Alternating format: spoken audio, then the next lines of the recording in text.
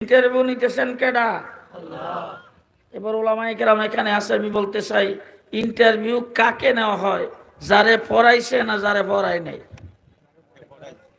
জি, আপনারা আমরা যারা রুহের জগতে তখন ছিলাম, আমরা কোন ইউনিভার্সিটির ছাত্র?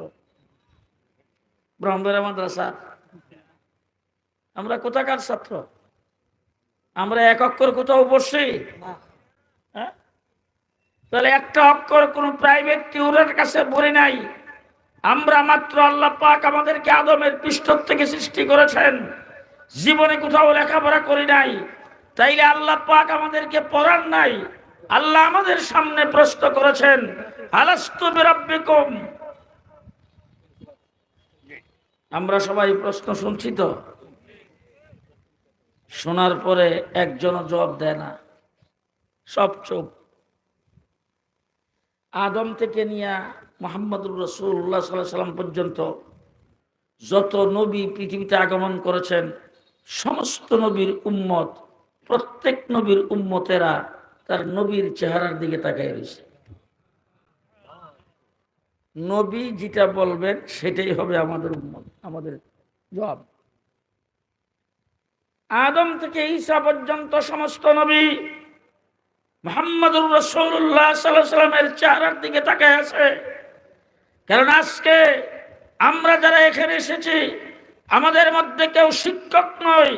শিক্ষক হিসাবে আল্লাহ যদি কাউকে বানায় থাকে, একমাত্র নবী মুহাম্মদুর রাসূলুল্লাহকে বানাইছেন। এখন আমরা দেখব শিক্ষক কি জবাব দেয়। কথা বুঝাইতে পারি নাই, বুঝতেছেন? আদম থেকে ঈসা পর্যন্ত সমস্ত নবী তাকায় রয়েছে আমাদের নবীর দিকে, আর উম্মতেরা তাকায় রয়েছে প্রত্যেক নবীর দিকে। আমাদের নবী শিক্ষক। কি শিক্ষক? সমস্ত নবীরা সেখানে ভাবতেছে, আমাদের তো কোনো কিছু পড়াই নাই, আমাদেরকে তো আল্লাহ কিছু শিখাই নাই, আমাদেরকে আল্লাহ তাবারক ওয়া তাআলা পড়ায়া কোথাও যদি শিখাইতো তাইলে আমরা প্রশ্নের জবাব দিতাম। যিনি শিক্ষক তারে শিখাইছে। সুবহানাল্লাহ কইেন না? এখন আপনারা এখানে যারা আছেন, আপনারা বলবেন, হুজুর যিনি শিক্ষক তিনিও তো রুহের জগতে সকলের সাথে ওই রুহের একজন হিসাবে সৃষ্টি হয়েছেন, ওনাকে শিখাইল কোথায়?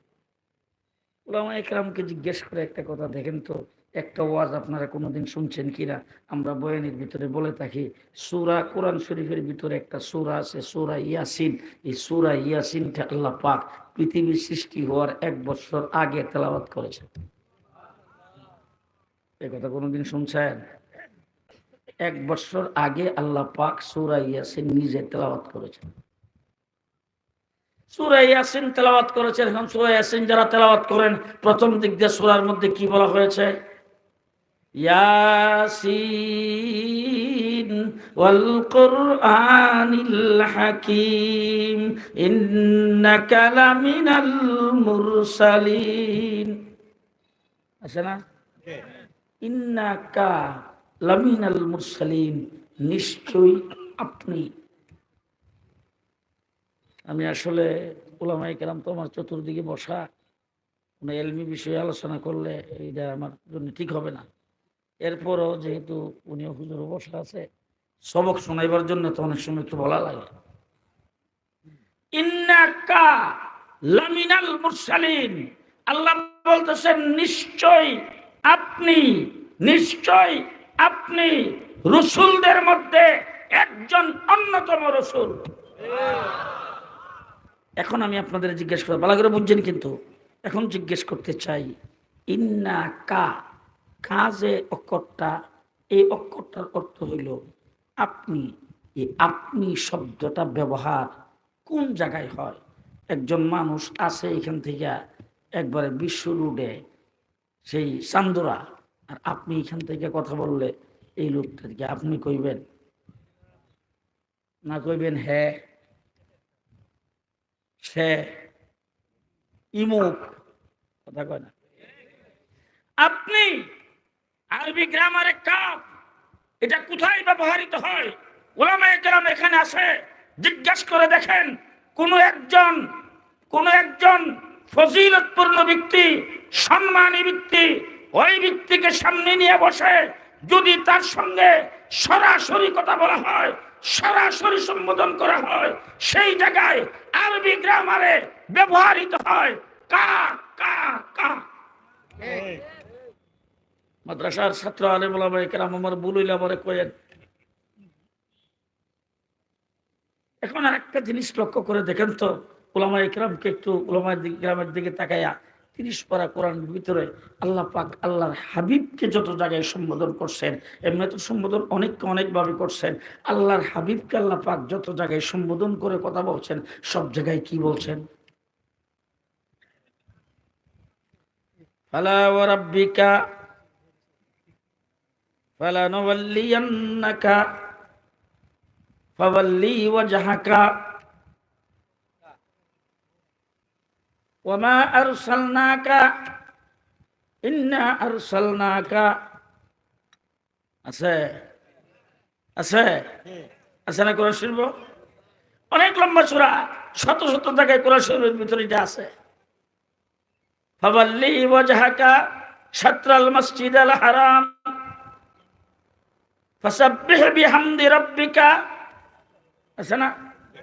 والضحى والليل إذا سجى ما ودعك ربك وما قلى وللآخرة خير لك من الأولى ولسوف يؤتيك ربك فترضى ألم يجدك يتيما فآوى ووجدك ضالا فهدى ووجدك عائلا فأغنى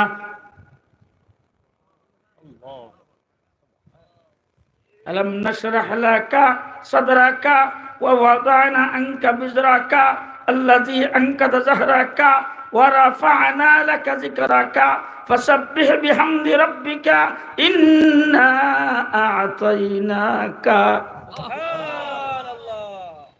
আছে সব জায়গায় আল্লাহ বলছেন আপনি আপনি আপনি।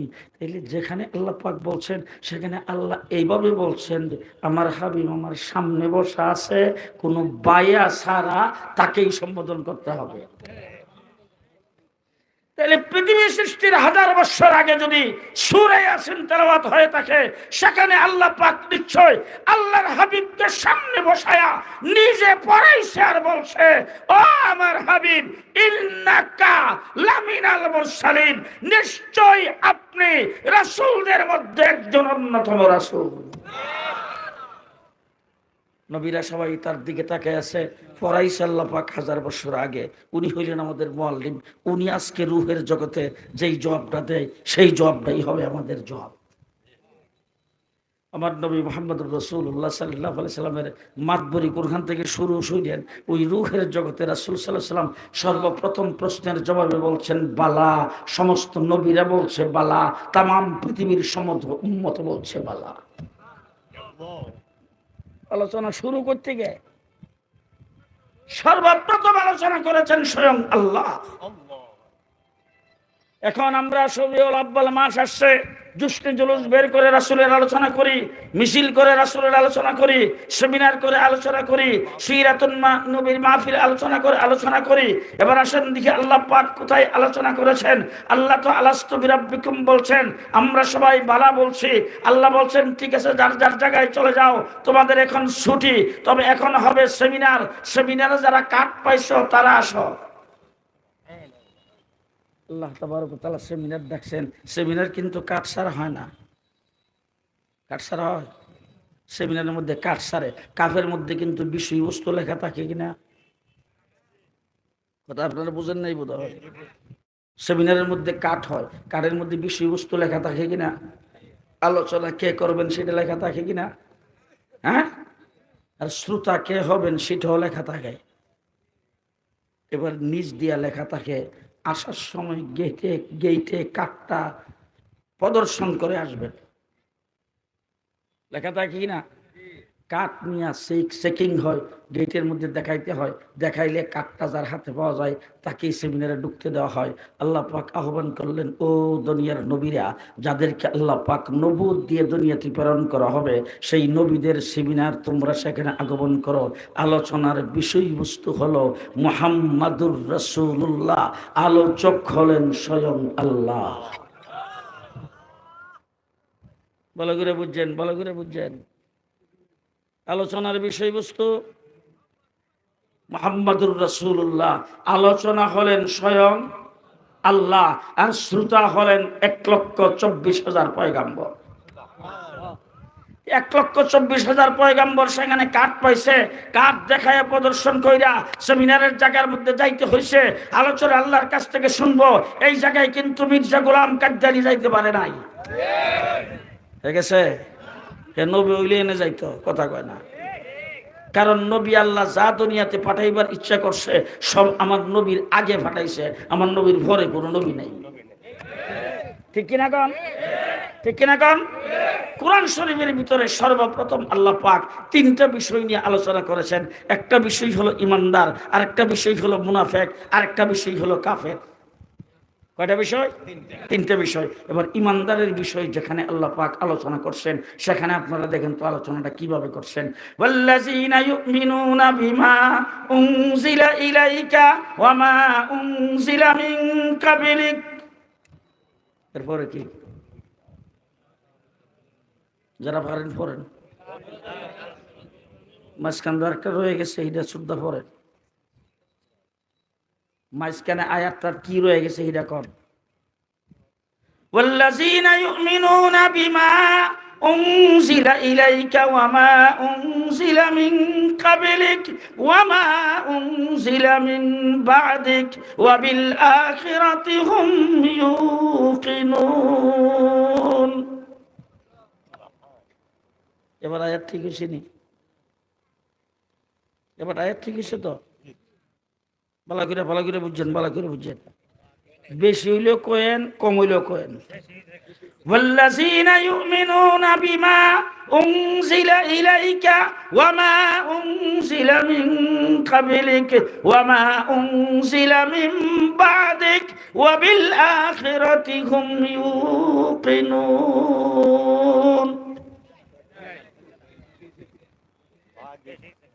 বলটা কোনখানে হইল কয়ে ফেলান? বলেছে কোন শব্দটা বলেছে? বাদিক শব্দ আপনাদের এই বিজয়নগরের কোরআনে নাই। ব্রাহ্মণবাড়ির একটা, ঢাকার এটা আছে, সৌদি আরবের যে আল্লাহ পাকের 30 পারা কোরআনের ভিতরে কোথাও বাদিক শব্দ নাই। পরিষ্কার ভাষায় মনে রেখেন, আমার নবী মুহাম্মদুর রাসূলুল্লাহ সাল্লাল্লাহু আলাইহি ওয়াসাল্লামের পরে কিয়ামত পর্যন্ত সময়ের জন্য নবী যদি পৃথিবীতে আসতো, আল্লাহ পাক এই জায়গায় বাদিক শব্দ ব্যবহার করতেন। বাদিক যখন ব্যবহার করে নাই, বোঝা গেল আমার নবীর পরে কোনো নবী নাই। কথা কি বুঝে আসছে? কোন নবী নাই। সুতরাং আমার নবীর আগে সমস্ত নবী আসবে, আমার নবীর পরে কোন নবী আসবে না। এই যে সেমিনার আল্লাহ পাক ডাকছেন, সেই জায়গার ভিতরে কি মির্জা গোলাম কাদ্দারি দাওয়াত পাইছে? হয়তো নবী নেই, দাওয়াত হইব কেমনে? ঠিক না? ঠিক। ওই সেমিনারের ভিতরে আল্লাহ পাক আলোচনা করবেন। আল্লাহর আলোচনার বিষয়বস্তু হলো নবী মুহাম্মদুর রাসূলুল্লাহ, আর সেমিনারের সদস্যরা হলেন, শ্রোতারা হলেন 1,24,000 পয়গম্বর। তারা সেখানে আলোচনা শুনছেন। আমার ভাইরা, তেলে রাসূলের আলোচনা কি জন্ম থেকে শুরু হয়েছে না আরো আগের থেকে? যে আর আগের থেকে শুরু হয়েছে। তাহলে যে কথা আমি আপনাদের সামনে বলতেছিলাম, মুহাম্মদুর রাসূলুল্লাহ সাল্লাল্লাহু আলাইহি ওয়াসাল্লাম বিশ্ব জগতের শিক্ষক হিসাবে পৃথিবীতে আগমন করেছেন। ঠিক না? ঠিক। রাসূল বিশ্ব জগতের শিক্ষক হিসেবে পৃথিবীতে আগমন করেছেন। হুজুর আসছেন গুহার ভিতরে, আয়েশা তারপরে সেখানে যখন দেনমগ্ন অবস্থায়, তখন জিবরাইল আমিন রাসূলের সামনে আয়েশা দাঁড়াইছেন। সর্বপ্রথম জিবরাইল আমিন আয়েশা রাসূল সাল্লাল্লাহু আলাইহি ওয়াসাল্লামকে আল্লাহর কি পরিচয়, আল্লাহ পাকের পরিচয়, আল্লাহ তাবারক ওয়া তাআলার কি পরিচয়, আল্লাহকে, সূর্য কোথা থেকে উঠে, চন্দ্র কোথা থেকে উঠে, আসমানকে তৈরি করেছেন, জমিনকে তৈরি করেছেন, গাছপালা দিয়ে পৃথিবীতে কে সাজাইছেন, আল্লাহ পাক তারকাগুলি কোথার থেকে আসে, সেটা কিভাবে উদিত হয়, বৃষ্টি কোথার থেকে আসে, আল্লাহ পাক যে সেটা দেন, এটার কোনো পরিচয় না দিয়া সর্বপ্রথম হেরা গুহার ভিতরে আয়েশা রাসূলকে ডাক দিয়ে বলছেন, ইকরা, পড়ুন। আপনারা কি কোনো বক্তৃতা আছে নাকি? পড়ুন। হুজুর আকরাম সাল্লাল্লাহু আলাইহি সাল্লাম বলছেন 40টা বছর একটা অক্ষরও পড়ি নাই, আমি পড়া জানি না, মা না বিকারিগিন, আমি পড়া জানি না, পড়া আমার কাজ না। জিবরাইল আমিন হুজুরকে চাপ দিয়ে ধরছে, দইরা ছেড়ে দিয়ে বলছেন ইকরা, পড়ুন, কারণ পড়াই হলো আপনার কাজ, আপনি বিশ্ব জাতির জন্য শিক্ষক, আপনি বিশ্বের সমস্ত মানুষের জন্য শিক্ষক। মুহাম্মদুর রাসূলুল্লাহ সাল্লাল্লাহু আলাইহি ওয়াসাল্লামকে এই বিস্তারিত আপনারা শুনবেন। শাইখুল হাদিস তো এখানে উপস্থিত হয়ে গেছে, উনি বার বলতে পারবেন। 3বার হুজুরকে চাপ দিয়ে ধরছেন, সারিয়া দিয়ে শেষবারের মাথায় বলছেন ইকরা বিসমি রাব্বিকাল্লাযী খালাক খালাকাল ইনসানা মিন আলাক ইকরা ওয়া রাব্বুকাল আকরামুল্লাযী আল্লামা বিল কলম আল্লামাল ইনসানা মা লাম ইয়ালাম। হুজুর আকরাম সাল্লাল্লাহু আলাইহি সাল্লাম বিশ্ব জগতের শিক্ষক, এই জন্য রাসূলকে গুহার ভিতরে এসে বলছেন পড়েন, পড়ারই আপনার কাজ, আপনি পড়াবেন, আপনাকে যে পড়বেন, আপনি যে পড়বেন সেই পড়াটাই আপনার দুনিয়াতে থাকবে কিয়ামত পর্যন্ত। আপনার এই পড়ার থেকে লক্ষ লক্ষ আল্লাহর ওলি আব্দুল গাউস তৈরি হবে, আলেম তৈরি হবে, মুফতি তৈরি হবে, মুহাদ্দিস তৈরি হবে। হুজুর আকরাম সাল্লাল্লাহু আলাইহি ওয়াসাল্লামকে আল্লাহ তাবারক ওয়া তাআলা শিক্ষক বানায় পৃথিবীতে প্রেরণ করেছেন। শিক্ষক হিসাবে তার জানা কতটুকু দরকার, কতটুকু পর্যন্ত জানার পরে তিনি বিশ্ববাসীর জন্য শিক্ষক হবেন। রাসূল বলেছেন আল্লাহ পাক আমাকে ইন্নামা বুইসতু মুআল্লিমা, পৃথিবীতে আল্লাহ পাক আমাকে বিশ্ব জগতের জন্য মুআল্লিম বানায় পাঠাইছেন। এখন মুআল্লিম হিসেবে আমার কতটুকু ইলম দরকার, কতটুকু ইলম দিয়ে পাঠাইছেন, বিশ্ববাসীর জন্য ইলম কি লাগবে।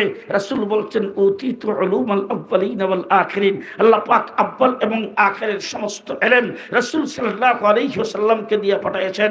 শুধু তাই না, রাসূল সাল্লাল্লাহু আলাইহি ওয়াসাল্লামকে কতটুকু ইলম আল্লাহ পাক দিয়েছেন বলে হযরতে আদম থেকে শুরু করে ঈসা আলাইহিস সালাম পর্যন্ত যত নবী পৃথিবীতে আসছে সমস্ত নবীকে আল্লাহ পাক যত ইলম দান করেছিলেন সমস্ত ইলমকে একত্রিত করে আল্লাহ পাকের হাবিবের সিনার মধ্যে ঢেলে দিয়েছেন।